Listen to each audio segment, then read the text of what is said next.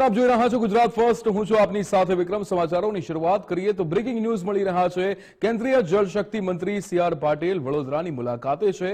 શહેરના અલગ અલગ કાર્યક્રમમાં સીઆર પાટીલ હાજરી આપશે। રેલવે ઓડિટોરિયમમાં પણ રોજગાર મેળામાં હાજરી આપશે। સીઆર પાટીલની હાજરી યુવાનોને રોજગાર પત્રો એનાયત કરવાનો કાર્યક્રમ યોજાશે। આ ભાવના એટલી બધી પ્રબળ છે કે આવનારાનો પ્રભાવ વધતો જાય છે અને એના કારણે દેશમાં જે નવી ટેકનોલોજી આવે છે અને એના કારણે લોકોનું જીવન પણ એ સરળ બનતું હોય છે।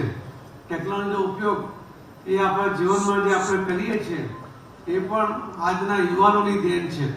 યુવાનોએ જે રીતે કંઈક ને કંઈક નવું શોધીને એનો ઉપયોગ પોતાના જીવનમાં રોજેરોજના જીવનમાં કરવાનો પ્રયત્ન કર્યો છે, જે કામમાં પ્રયત્ન કર્યો છે એના ખૂબ સારા પરિણામ પણ આપણને મળ્યા છે। સરકારી તંત્રની અંદર પણ પહેલા તમે કોઈ પણ રિપોર્ટ થતા તેના અક્ષર વંચાય નહીં, ટાઈપ પેટર્નમાં થાય તો અનેક ભૂલો થાય, એમાં સમય પણ બગડે।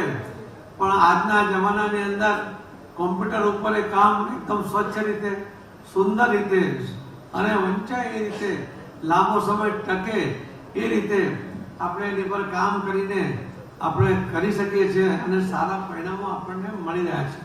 એમાં સમયનો પણ ખૂબ સારો બચાવ એ આપણને જોવા મળી રહ્યો છે। હું તો આપ સૌને કહીશ કે તમે એવા સમય સુવર્ણ કાળમાંથી પસાર થઈ રહ્યા છો કે જ્યારે આ દેશ સર્વાંગી વિકાસમાં આગળ વધી રહ્યો છે। આજે દેશ આર્થિક રીતે પ્રગતિ કરીને 2014માં જે 11મા નંબરમાં હતો, આજે 4થા નંબર પર જવાની તૈયારીમાં છે અને એ રીતે આગલા વર્ષોની અંદર માનનીય પ્રધાનમંત્રી મોદી સાહેબનું ટાર્ગેટ છે કે આપણો દેશ આર્થિક રીતે 3જા નંબરની મજબૂતાઈ હાંસલ કરે કે જે મજબૂતાઈને કારણે આ દેશના તમામ લોકો આર્થિક રીતે મજબૂત થાય એવો એનો પ્રયત્ન થતો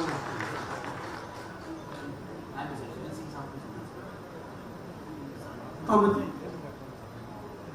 તો મિત્રો જ્યારે આ ટેકનોલોજીનો ઉપયોગ કરીને આપણે આગળ વધવાનો પ્રયત્ન કરીએ અને માનનીય પ્રધાનમંત્રી મોદી સાહેબ પણ પોતે ટેકનોક્રેટની જેમ કામ કરે છે। એમણે યોજનાઓના અમલીકરણ માટે રોજિંદા જીવનમાં પણ ટેકનોલોજીનો ઉપયોગને સરળ બનાવ્યો છે। જ્યારે આજે રેલવેમાં 51 લોકોને આજે અહીં નિમણૂક પત્ર મળવાનો છે ત્યારે મને યાદ આવે છે કે એક સમય હતો કે રેલવેની મુસાફરી એ આપણને અત્યંત દુઃખદ મુસાફરી હતી। ખૂબ ત્રાસ થાય, ગંદકી માજા મૂકે એવી હોય, એની સ્પીડ ગોગળ ગાયની ગતિની જેમ હોય, એ પ્રકારના દ્રશ્યો આપણે અને એ પ્રકારના વાતાવરણમાંથી આપણે પસાર થતા હતા। પરંતુ આજે વંદે ભારત જેવી ટ્રેનોની અંદર સ્વચ્છતા આપણને આંખે ઉડીને વળગે છે। સ્પીડ કે જે આપણને જોઈએ છે સ્પીડમાં કે આજના વાતાવરણમાં જો 2047 સુધી આપણે ઝડપમાં જવું હશે તો એમાં ધીમે ગોકળગાયની ગતિએ નહીં જઈ શકાય। એટલા માટે વંદે ભારત જેવી ટ્રેનો આવે છે જે તમને સ્પીડ પણ આપે છે, સ્વચ્છતા પણ આપે છે અને એના કારણે એ પ્રવાસ એકદમ સુખદ થાય છે। ઘણીવાર લોકો પ્લેનમાં જવાના બદલે હવે ટ્રેનમાં જવાનું પસંદ કરે છે અને ટ્રેનના પ્રવાસનો આનંદ પણ માણે છે।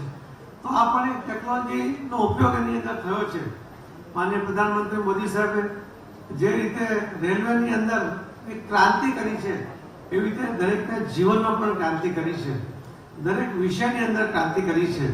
દરેક યોજનાઓ એમની દરેક સેક્ટરના લોકો માટે કામ થાય, એમને સરકારની યોજનાનો લાભ મળે એના માટે એ સતત પ્રયત્નશીલ હોય છે।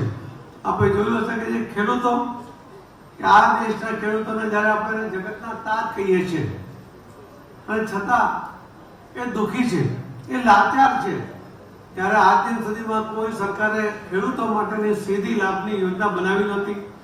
માનનીય પ્રધાનમંત્રી શ્રી નરેન્દ્રભાઈ મોદી સાહેબે આ યોજના બનાવી। ખેડૂતોના ખાતામાં 3 તબક્કામાં 2,000 કરીને કુલ 6,000 દર વર્ષે જમા થાય છે।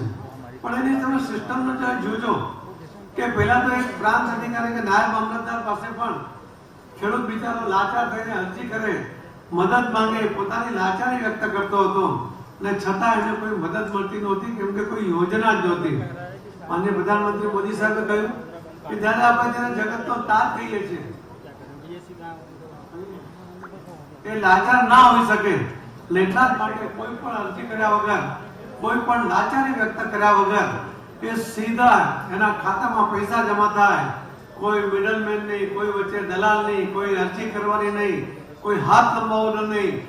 અને એ રીતે 1 સેકન્ડની અંદર આ ખેડૂતોના ખાતામાં જે રીતે પૈસા જમા થાય છે એના કારણે ખેડૂતોનો પણ એ સન્માન જળવાય છે. એમને પણ લાગે છે કે અમારી પણ કોઈ કદર કરી રહ્યું છે. તો એમાં પણ જે ટેકનોલોજીનો ઉપયોગ થયો છે. તો જે નવા મિત્રોને આજે અહીં નોકરી માટેના નિમણૂક પત્ર મળવાના છે એમને હું ખૂબ ખૂબ અભિનંદન આપું છું.